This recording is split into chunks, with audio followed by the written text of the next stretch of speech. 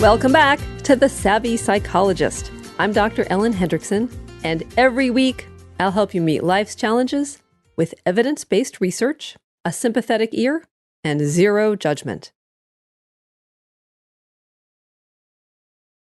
So this week was a big week at the podcast because my first book, How to Be Yourself, Quiet Your Inner Critic, and Rise Above Social Anxiety, hit the shelves. Yay! So, to celebrate, we will do the 5th of a 6-week special series on all things introversion, shyness, and social anxiety, and talk about feeling insecure. Because if your confidence is the consistency of Jell-O, if you feel like a dandelion in a sea of orchids, if you walk through the world with an existential trombone accompaniment of wah, wah, wah, the good news is you are not alone. Whatever you call it, self-doubt, insecurity, inadequacy, it is a universal phenomenon. We can all relate to feeling as insecure as a newly launched cryptocurrency. Insecurity even causes a unique form of amnesia. When we're stuck in the throes of insecurity, it's hard to remember ever feeling confident. Our memory becomes selective, and any sense of ourselves as strong, self-assured, or capable disappears faster than freshly baked cookies. So, how to salvage our confidence? Luckily, there are lots of things we can do. So this week, we'll walk through 3 things to try when you're feeling insecure, plus we'll address 2 common go-tos that actually backfire. So, let's start with what not to do. Number 1, it's gonna be great. I can do it. I'm amazing. All the generic phrases we mutter to ourselves to try to psych ourselves up end up psyching us out. Why? Because they feel like a lie. Now, this will sound remarkably nerdy, because it is, but think of it in quantitative terms. If you don't believe your self-affirmation at least 75%, it's probably not going to work. Even worse, according to a study out of the University of Minnesota, if self-affirmation is followed by not-so-affirming performance, the letdown can deflate your motivation and cause you to give up on your goals. Number 2, don't compare yourself to others. Okay, by now, we all know that social media leads to comparing, which in turn makes us feel lousy. The unfiltered ups and downs of our own existence, clipping coupons, waiting for the bus, picking up dog poo from the yard, don't stand a chance when compared to the filtered, curated highlight reel of celebrities or even our friends' posts of accomplishments, exotic vacations, and clean, well-behaved children. But sometimes we forget that off social media, the same thing happens in real life. We get intimidated by our beautiful, put-together coworker at the office, or feel resentful when our neighbor parks a brand new Land Rover in the driveway. But just like we know that social media is a highlight reel, so is real life, or at least what parts of it others let us see. Behind the scenes, everyone has issues. Your coworker may keep her body image problems to herself. Your neighbor doesn't park his lousy marriage in the driveway. You may not know what issues someone has, but rest assured, they have them. The take-home, don't bother comparing. We don't have all the information on other people's lives, so it's impossible to compare apples to apples. Now, if you need another reason to avoid comparisons, here is some food for thought. Comparisons have been linked to narcissism, and it makes sense. Trying to figure out where you stand in a pecking order implies that you believe in a pecking order, that some people are better than others, and by identifying certain signifiers, we can determine who belongs where. What's more, if you decide that you don't measure up, comparisons not only make you feel hopelessly inadequate, but can also poison your relationships with resentment or envy. And even if you come out ahead in the comparison, the conclusion that you're somehow better or that you win simply isn't very nice. Plus, the bump in self-esteem you might get by winning the comparison is temporary, and it gets undermined whenever good things happen to people in your life. The take home: comparisons are tempting, but ultimately unhealthy. So, just as you try to keep tempting but junky food out of your diet, try to keep comparisons out of your head. Okay, so if comparing ourselves to others and trying to reassure ourselves that we're amazing doesn't work, what does? What can we do when we're feeling as insecure as a retirement account invested in a Ponzi scheme?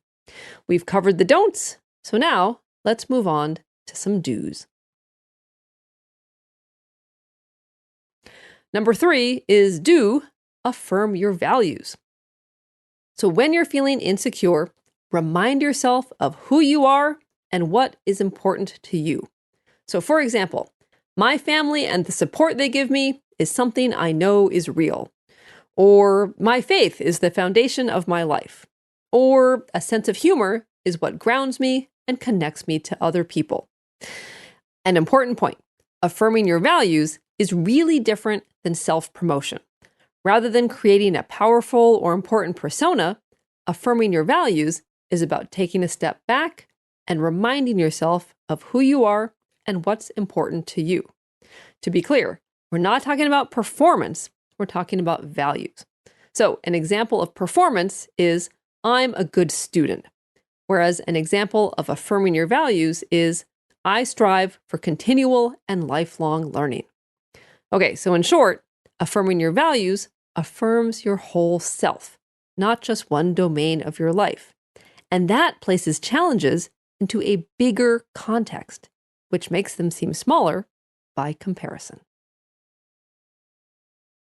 Number 4, do remember yourself at your best. Another do is to bring to mind a memory of your best self. Think of a time you stood by a friend when no one else did. Remember when you did a good deed with no expectation of reward. Think of when you told the truth, even when it was tempting to lie. When you already feel insecure, you tend to see the world as if it's working against you. Little threats and dangers pop out from behind every corner. But remembering yourself at your best makes you see the world more accurately. To illustrate, a creative study in the journal Emotion found that study participants who brought to mind a time they failed or betrayed someone close to them estimated that a live but securely caged tarantula in the room was closer than it actually was. On the other hand, those who remembered a time they helped someone close to them estimated the distance of the tarantula more accurately. What's more, the greater self-worth the participants experienced, the farther away the tarantula appeared. Remembering themselves at their best didn't make the creepy threat disappear, but they were able to literally put it in its place. And number 5 is do focus on being uniquely you. Okay, I know that sounds hopelessly cliched, but hear me out. Too often, when we're feeling insecure, we try to copy someone else. We emulate a hero or model our performance on someone we think has it all together. But by definition, when we imitate, we're a mere copy of the original. So instead of focusing on living up to a perceived standard, focus on creating your own standard. For example, say you're feeling insecure when hanging out with your friends. You might be tempted to model your behavior after the friend who seems the most confident or put together. But rather than simply trying to follow their trail, focus on blazing your own. It doesn't have to be a big spectacle. It can be very subtle. Simply stay attuned to what you're curious about. What do you find compelling? What do you have to say? Stay true to you, and you feel more secure than a supervillain's secret lair. To sum it all up, even Fort Knox has cracks in the foundation. Insecurity is inevitable. No place and no one is completely secure. From a supermax prison to Cheyenne Mountain to that guy in your office with perfect teeth and CEO hair. But you can minimize insecurity by anchoring yourself in your deepest values, your moments of integrity, and your unique self. Your insecurities will seem as far away as that tarantula. Thank you so much for making The Savvy Psychologist a part of your life. And thank you from the bottom of my heart for all your support around my first book, How to Be Yourself. I've been really touched by your kind emails, and I can't thank you enough for helping make the book a success. Now, some of you have asked what you can do to express your appreciation for the show or the book, and there is an answer. Amazon reviews can make or break a new book.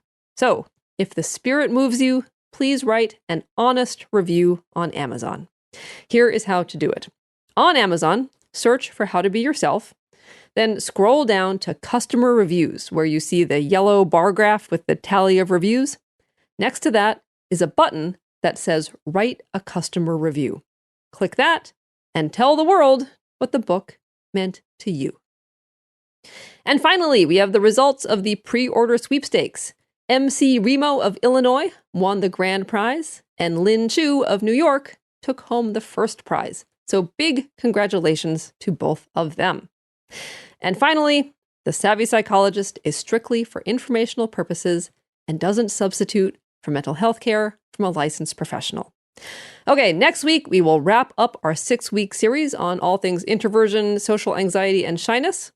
Next Friday, we'll get awkward and cover what you can do to feel less socially awkward and more comfortable. Until then, have a lovely week. I will see you here next Friday for a happier, healthier mind.